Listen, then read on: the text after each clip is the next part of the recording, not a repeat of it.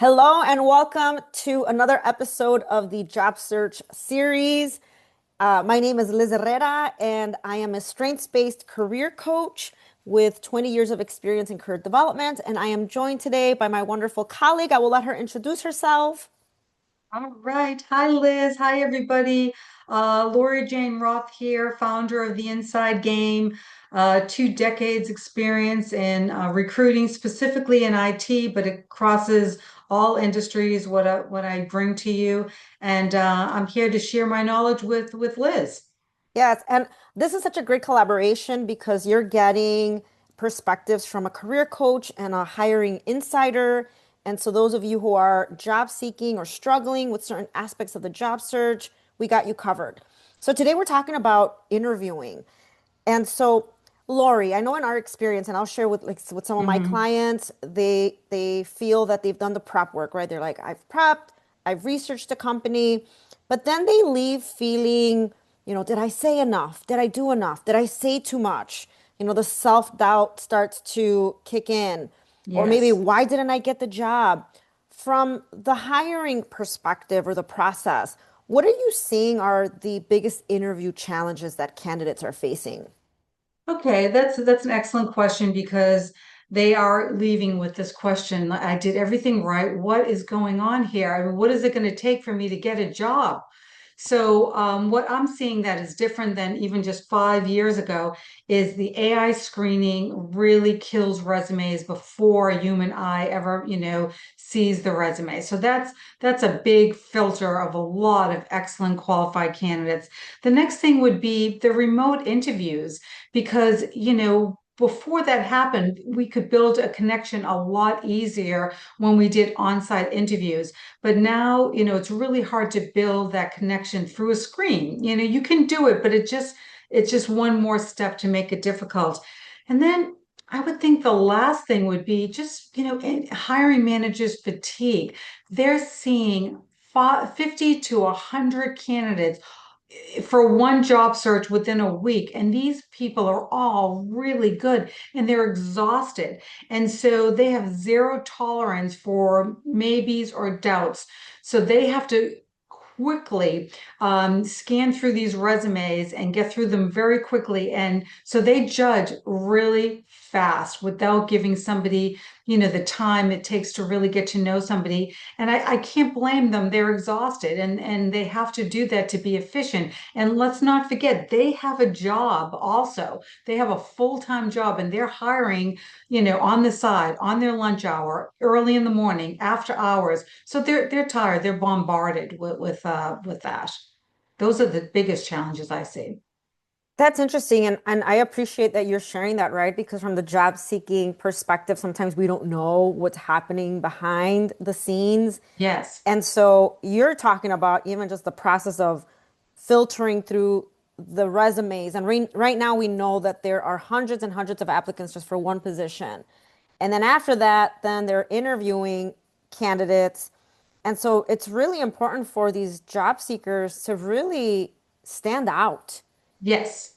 because of all that entails in the interview process from the recruiter side. Now, Correct. knowing this, right? Like if I know Mhm. that I'm going to interview and it's very competitive, what do you find are some of the biggest mistakes that candidates are making in these Okay. job interviews? Okay, I want to start by saying probably the first thing that they have to keep in mind is they need to position themselves for the job. And preparation is important. Obviously, you have to prepare for the role you're going, but you have to understand that you have to position yourself so it's an easy you're making the hiring manager make an easy choice. Again, going back to how many, resumes that they have to filter through. Let's make it easy for them. And how do you do that? You position yourself that you are the right choice. So the first thing that if I could open with this is that, and we're going to get into this a little bit more about tell me about yourself, but that is the most critical answer that's the most critical question you can answer in an interview, and why it sets the stage for everything else that happens there. Tell me about yourself. Give them a glimmer, a glimpse into who you are as a person. Don't forget, this is still a human connection. So if they can see something about you that sparkles or stands out that they can relate to, you set the whole stage for being a good candidate, because we make an impression in the first 10 seconds of an interview. Everybody does it. Don't feel like, oh, I'm so nervous. But I don't care where you go, at a party, at an event, when you first meet somebody, everybody is judging quickly. And it's really hard to come back from that. So if you go in there not making a good impression on tell me about yourself, then the rest of the interview, you're playing catch up to, overcome what their initial thoughts are. So most people will, when you answer your question, like what mistakes can they make?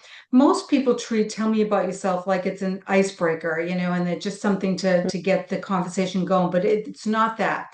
They'll recite their resume, they'll talk about their past, and they hope that that is enough to sustain it.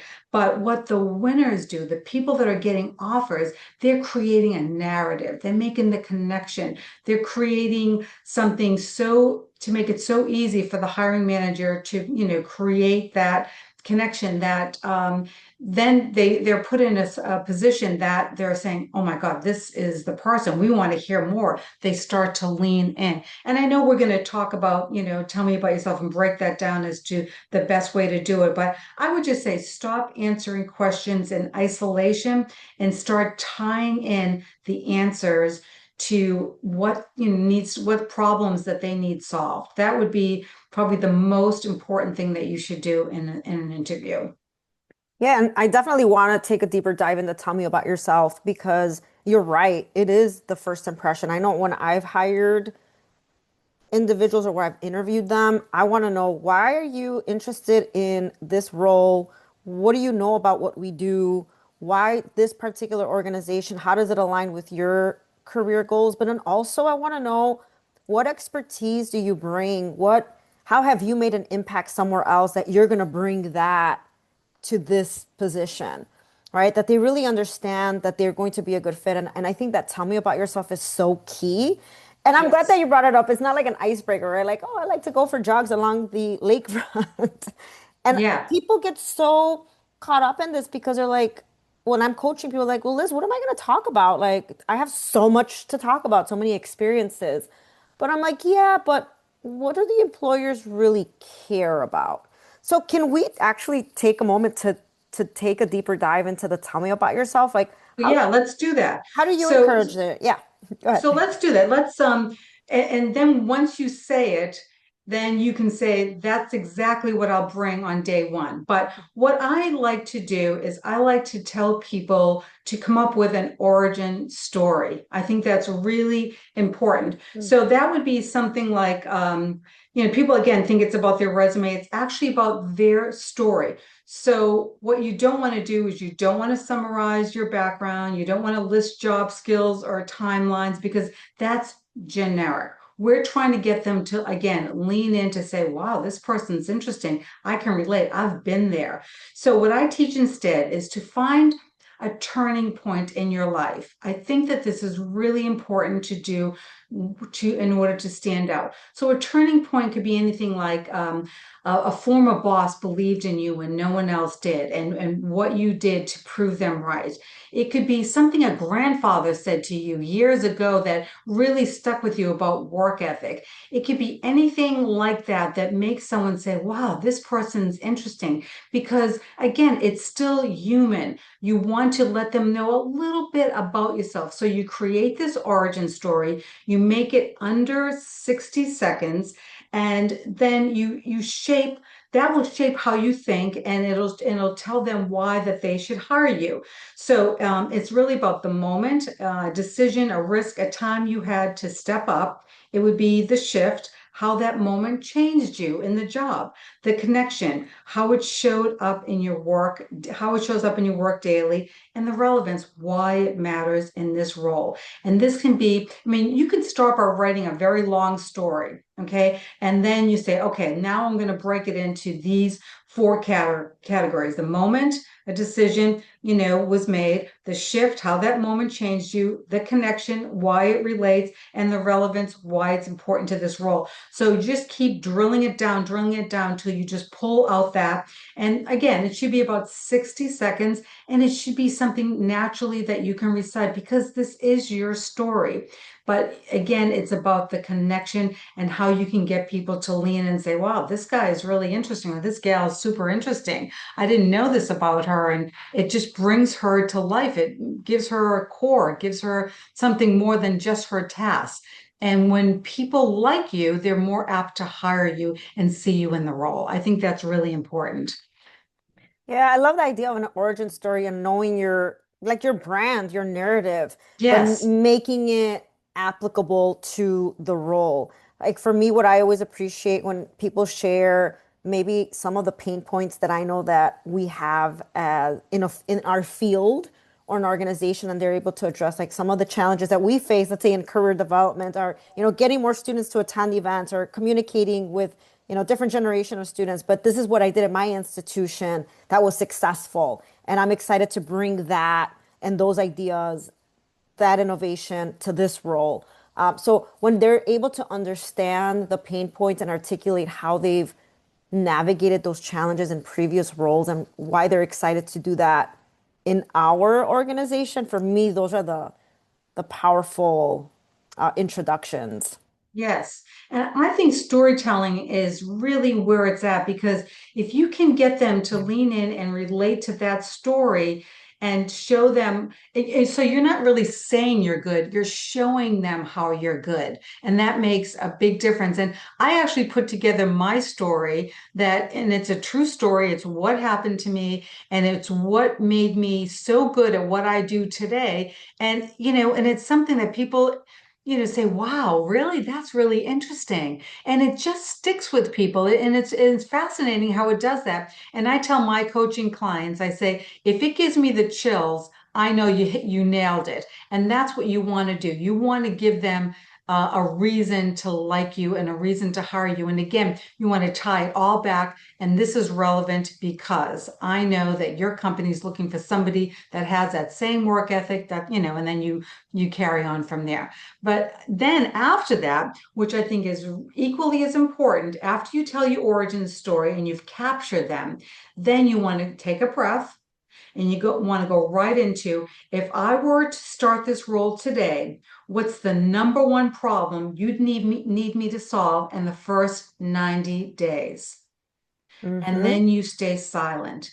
And the reason why that question is so important because you're going to tie all your answers back to that pain point.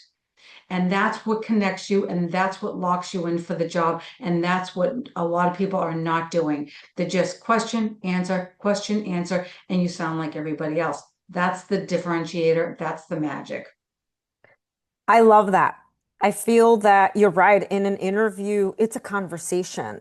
So I feel that people shouldn't be afraid to ask questions because I think that's really helpful because you're right. If the recruiter or the hiring manager is like is expressing like, well, this is why we're hiring or this is what we need from this person, naturally you start thinking about your stories, your examples of when maybe you've been able to address some of those challenges and how you've been successful in doing them. So it's such a great way to set yourself up. I love that strategy.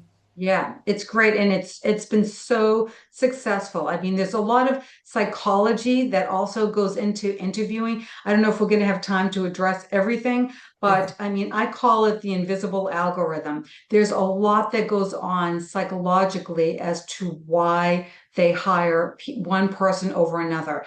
I mean, there's so much frustration in the market. You might know friends that, hey, they get a job like this. I mean, there's no job that they've ever gone for that they haven't gotten. And you're like, I have the same experience. Why isn't that happening to me? Because they have some special charisma. They just do. And people are attracted to into that. And there is a real energy that goes on in interviewing. And I really lean into that too with my coaching clients as well.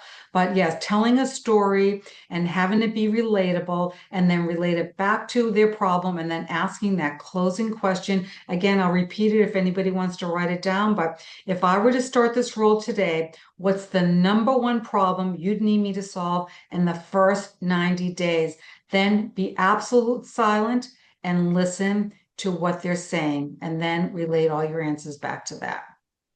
That's fantastic. And we'll put that question Yes, in the show notes. great idea. But Lori, what I wanted to mention, just kind of a sidebar, personality makes a huge difference, right? So I know today we're talking about strategy and how you tell your story, but it's also about the delivery and how you tell your story.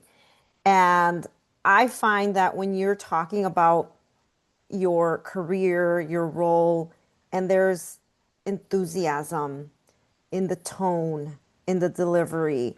That makes a huge difference too. Because you talked about charisma, right? So, like when I do mock interviews and people are sharing, like, oh, I did this, and just the way they share their story, the smile on their face, their enthusiasm, I sometimes get the chills because I'm like, wow, like this person cares. Like this person loves what they Yes, do. Like, I want to work with that person. yes, And so I know that it can be nerve-wracking going into a job interview.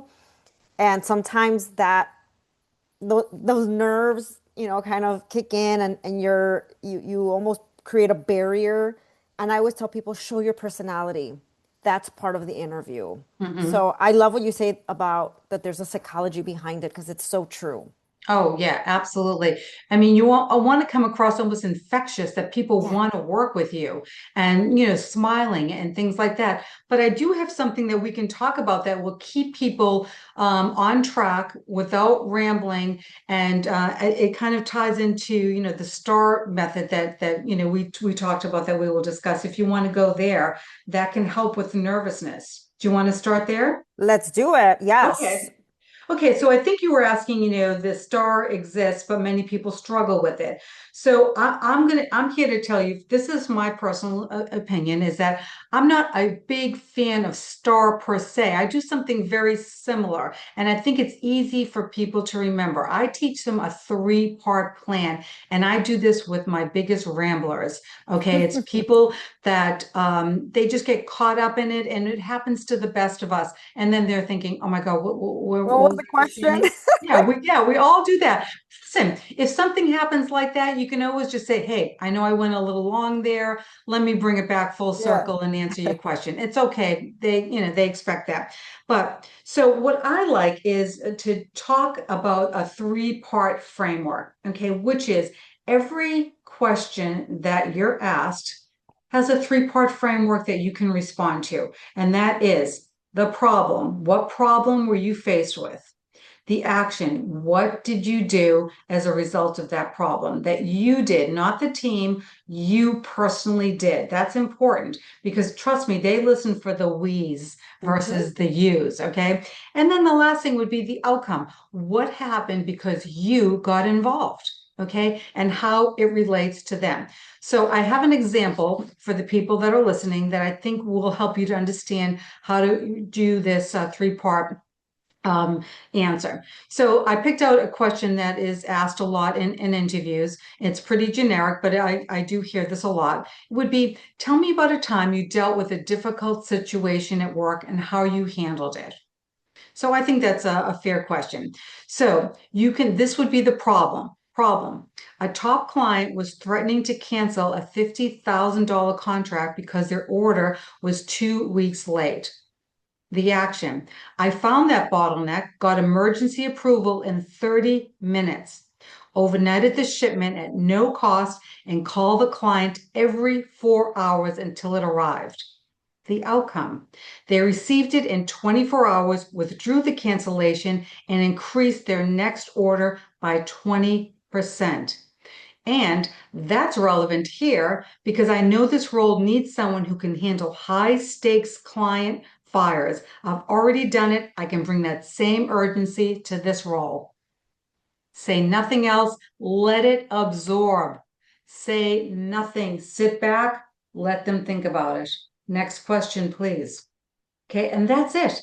You can do that for everything. When you're faced with the question, you think about the problem, the action, and the outcome for each of those questions that are being asked. And if you can stay on that, if you ask yourself, okay, well, what was the action I took? You can have this like little mental dialogue, and it's okay to breathe and say, let me think about that for a second. And then you think problem, action, outcome. Why is it relevant? That's all you have to do for, I'd say 80% of the questions. If you can do that, you will stay on track. And that helps some of the biggest ramblers I've ever worked with. That's fantastic. I love that framework. It's helpful. And what I find is, when you're thinking about preparing for an interview, it's that, it's your stories, it's your examples. So I like having this framework because you're right, it keeps you structured.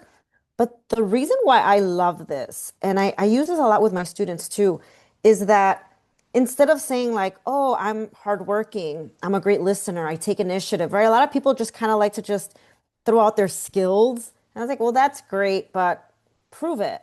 And when you're Yes, able to tell your story, for me, just that example you were giving, I'm like, oh, this person, well, they're hardworking, they take initiative, they can communicate, they have urgency, customer comes first, they're not afraid to take. I mean, all these different skills were already coming in my head just with that short example that you yes. shared, just using that framework. So this definitely works.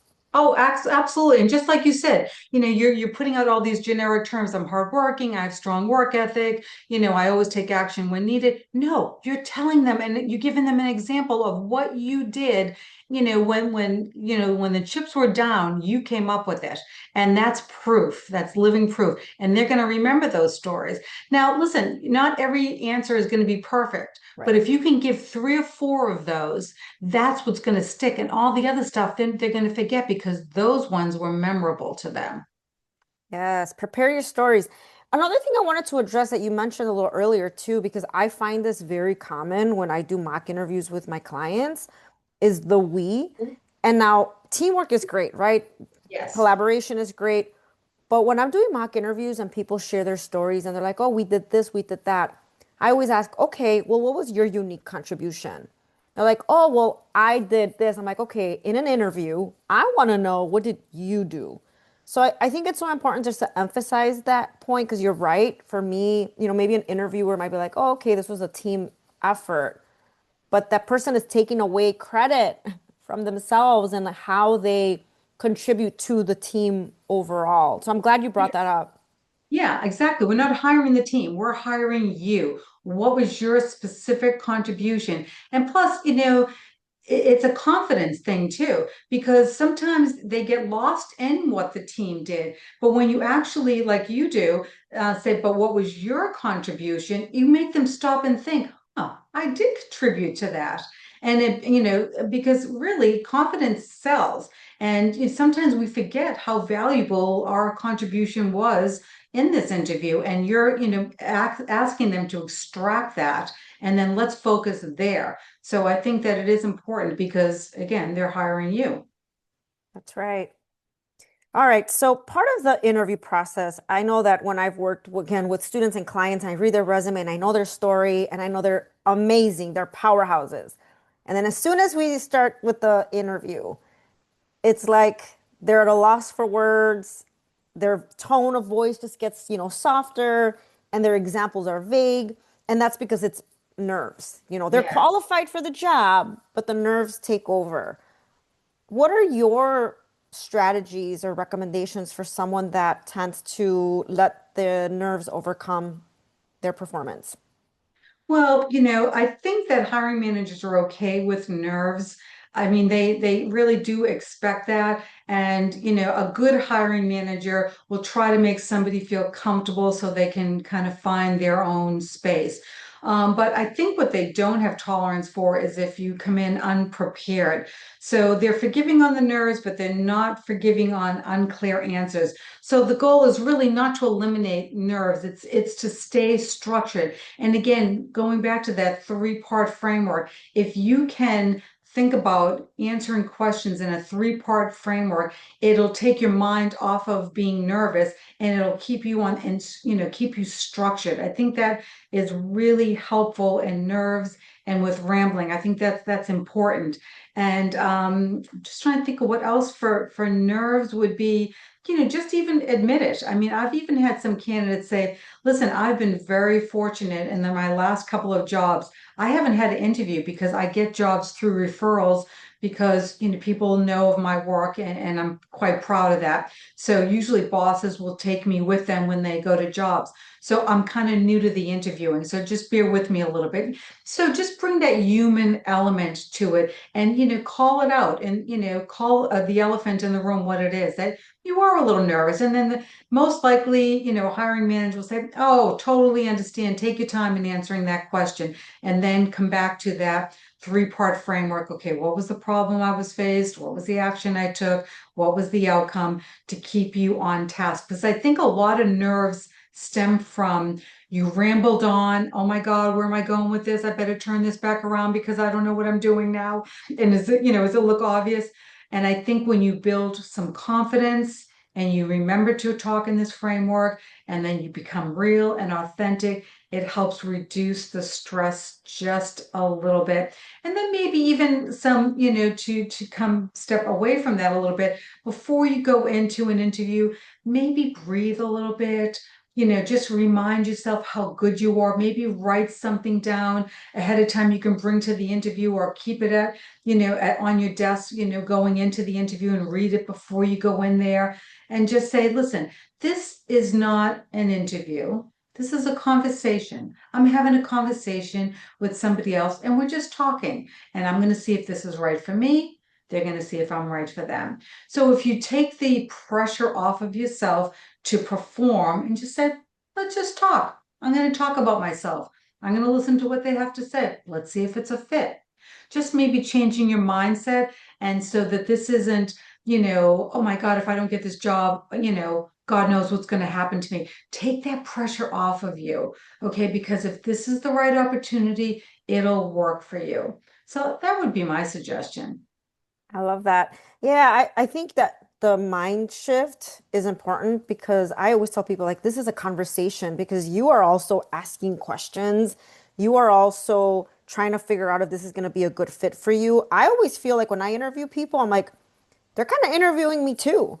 Sure. Do they want to work for me? Do they want to be part of my team? So I admit I get a little nervous too because I'm like, I want them to want to work with me if, there's someone that I'm really excited about bringing on board. And so like kind of going back to the nerves, like for me, I love having the confidence conversations with clients. And I feel that when you really go in understanding your strengths, and this is why I'm a strengths-based career coach, but really understanding your strengths and the innate things that you bring to your role, how you've previously, contributed, having those stories prepared. I agree that all of those things build your confidence or Yes. preparation, and that nerves are okay. I had a former boss that would say, "Oh, I would help him interview candidates," and he's like, "I like seeing nerves because that means they care."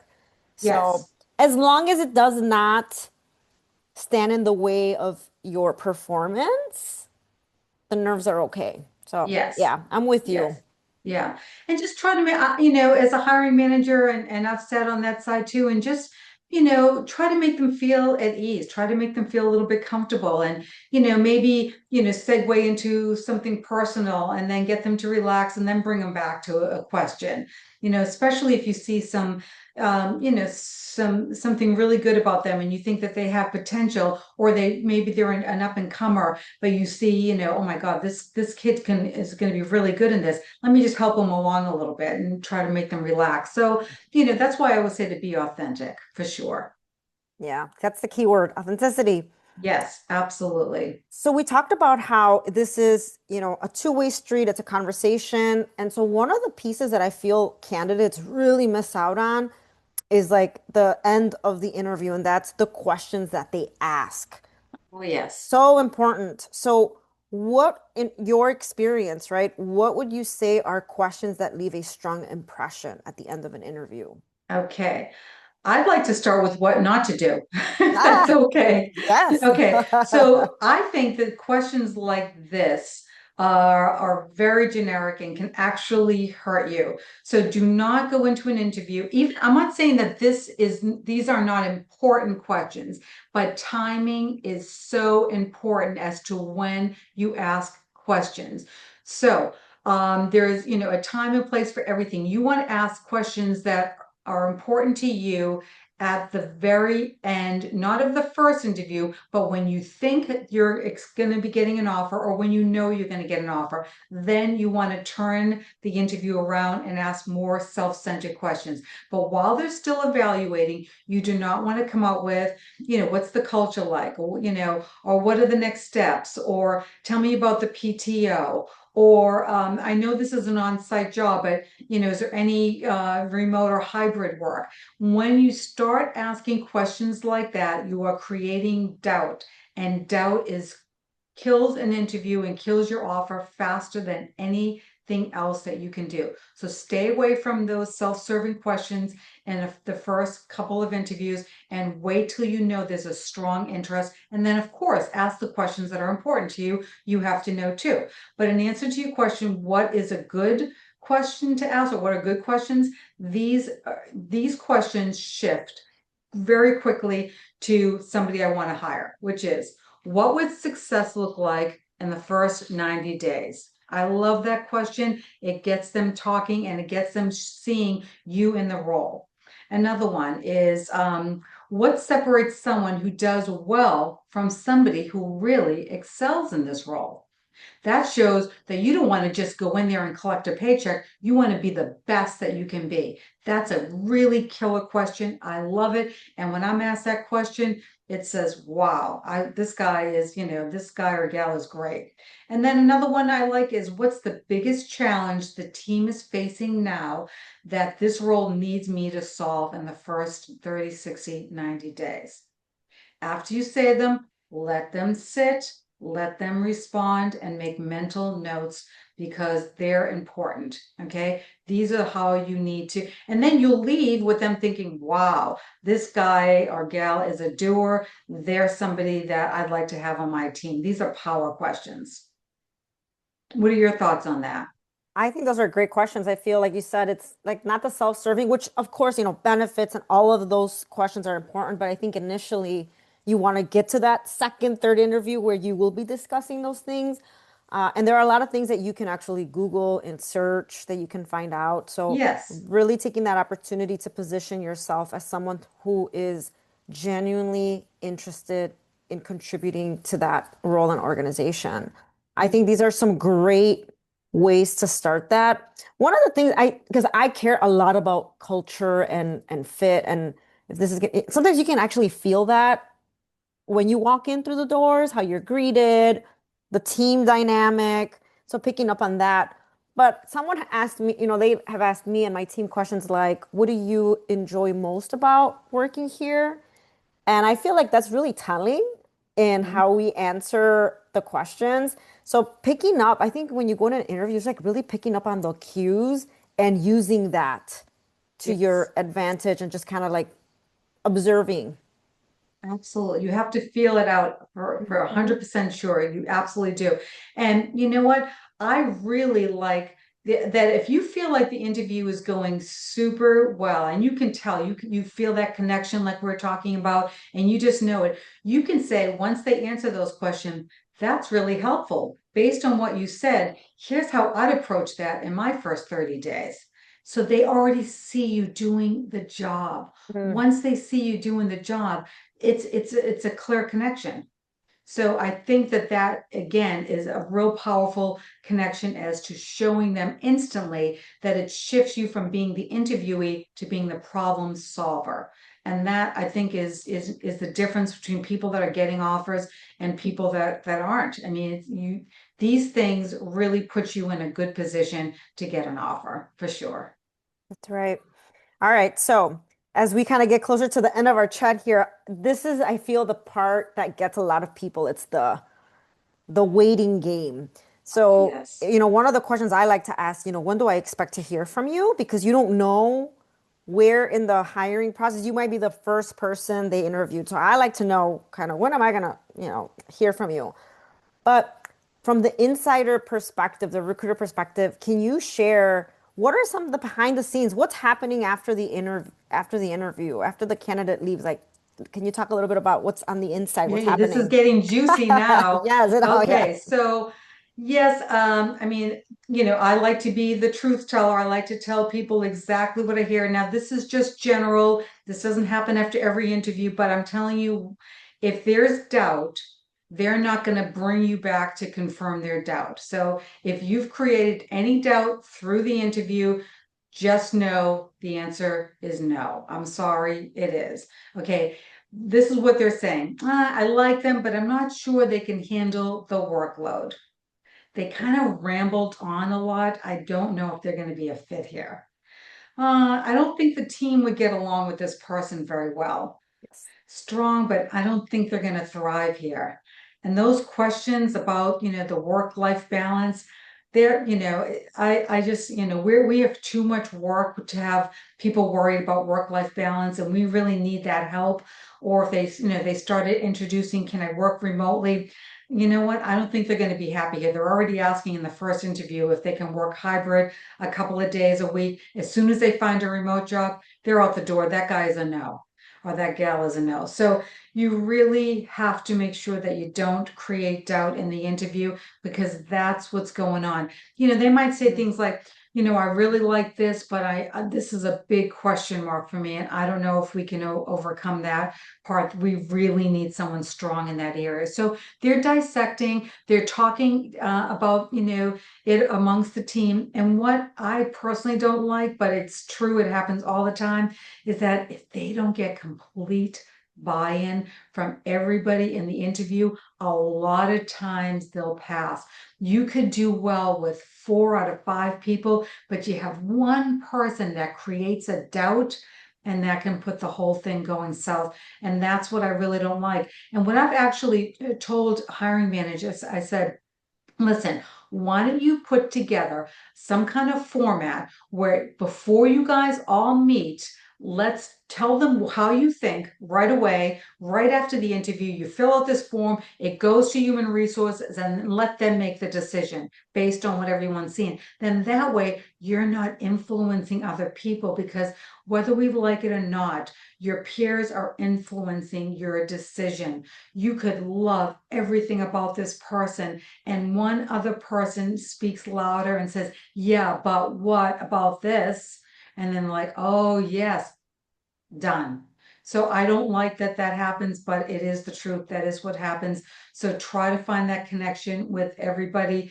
And then there's insecurity. What if they're so good that I'm going to be out the door in a few months after this person steps up. So there's a lot of dynamics involved in. So what I guess I'll do is bring this full circle and say, if you didn't get the job, it's okay. It wasn't for you. Next. Okay. And don't put all your eggs in one basket. Keep going, keep moving forward. If this isn't you, don't wait around for that answer. Just go next, next, next, and just keep doing the best that you possibly can, and the right job will find you. That's extremely insightful, Lori, because a lot of times job seekers, many times, majority of the time, they don't know what's happening behind the scenes. And I always like to remind, my clients and my students that there are, like you said the keyword dynamics, that there are a lot of things in that process that are beyond your control. Even if Yes. you prepared, right? We're giving them strategies on how to be competitive, how to stand out. And even so, like you said, it might be some, and I have actually been part of this where someone's like, yeah, they're not going to be a good fit with this person who they're going to be working closely with. We already tell the personality. That is beyond your control. And you don't want to be in a job where you're not going to be a good fit with, personalities or whatever the case. And so I think that's really important. And like you said, if you've created doubt or someone speaks louder in the committee or whatever the case, those are just things you just beyond your control, and maybe it's not the best fit, and like you said, don't put your eggs in one basket and move on. But I know that's the hardest part of this process. Yes, absolutely. And it's, sometimes it can be so shallow too. And I feel badly because, you go home and you beat yourself up and you Hmm. probably did do an excellent Yeah. job and you probably are a perfect fit for that role. But somewhere, somehow, somebody didn't like you because you said something that didn't jive with what they think. But it doesn't mean that you're not good at what you do. So again, just keep moving forward. You will find the right job. Just keep putting your best foot forward and it will find you. Absolutely. And another thing I want to say, right? We talk a lot about networking and making connections. Many times the job goes to someone that was referred.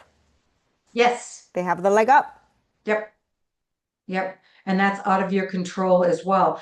And, Mhm. you could, again, be the best person for the job. And then all of a sudden, Joe Smith brings in his a colleague from 2 jobs ago that they were tight, very tight, and introduces him and says, let me tell you, this is the guy for the job.